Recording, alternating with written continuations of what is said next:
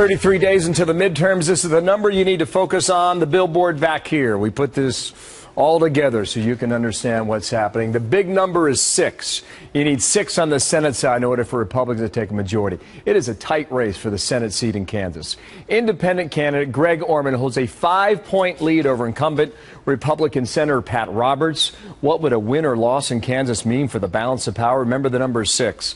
The what-if scenario behind me, we put all the states now that are in play in either blue or red, depending on where they lean right now. Just a quick scenario. Republicans, again, at 55-45, current makeup for the Senate. They feel good in West Virginia. They feel good in Iowa. Take that back a second. They feel good in South Dakota. They feel good in Montana, which gets them 3 steps away, okay? But the polling right now is breaking their way in Arkansas. Seems to be breaking their way in Louisiana. Now you're at 50-50. And then we come back to Iowa, because just this week, Joni Ernst, the polling seems to be breaking her way as well. So if you go blue to red in Iowa, you now have a 51-49 majority. So what do Democrats in their strategy have planned right now? In Kansas, the polling is starting to break their way against the Republican Pat Roberts, and look what you have under that scenario. That is possible. Kansas Senator Jerry Moran's the chairman of the National Republican Senatorial Committee. And, sir, thank you for your time today, and good morning. Bill, good morning. You believe Roberts pulls out this race, but how does he do it? I absolutely believe that Senator Roberts pulls out this race. The polling information that we've seen underestimates Republicans, generally Democrat-leaning poll, but that's somewhat irrelevant. Kansas has not elected a Democrat to the United States Senate since 1932.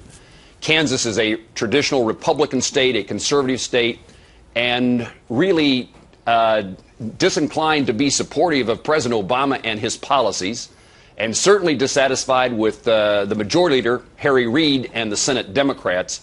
So once it becomes clear that Greg Orman is not an independent, look, independent, that word sounds pretty appealing to people. We want people to be independent. Greg Orman was a candidate against Senator Roberts in 2008, ran as a Democrat. He is a contributor to President Obama's campaign, to Harry Reid's campaigns. He has indicated his support for Obamacare, his support for greater gun control, his willingness to give the president leeway, greater leeway in regard to judicial appointments.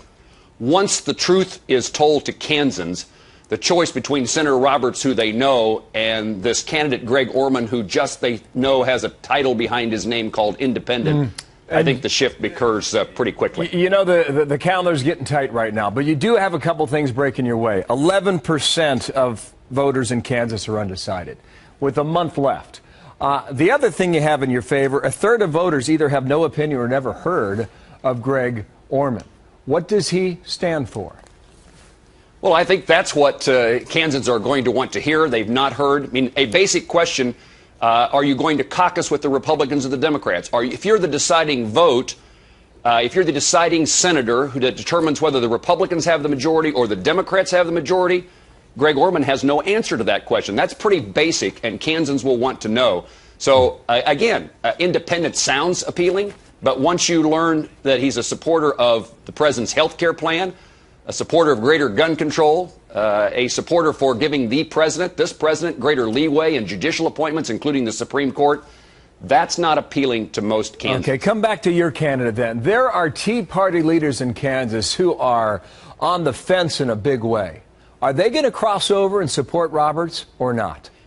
I think that in the vast majority of those individuals, when they cast their votes, do, and many of them will end up working and supporting Ford. Have the leaders of those Tea Party groups said publicly that they will support Senator Roberts, yes or no?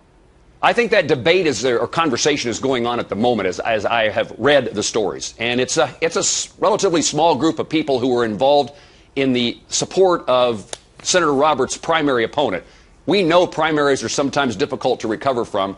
And that conversation, dialogue, that courting, and a realization again that do you want a Republican in the United States Senate from Kansas, or do you want someone who's going to be supporting the Democrat policies? I think those that smaller group of leaders of a segment of our party are going to make that choice that we prefer to have somebody other than that's an interesting a supporter of President Obama. When you talk about the balance of power in the Senate, it's very interesting how Kansans go on that. One final point here. Has Senator Roberts ignored the people of Kansas?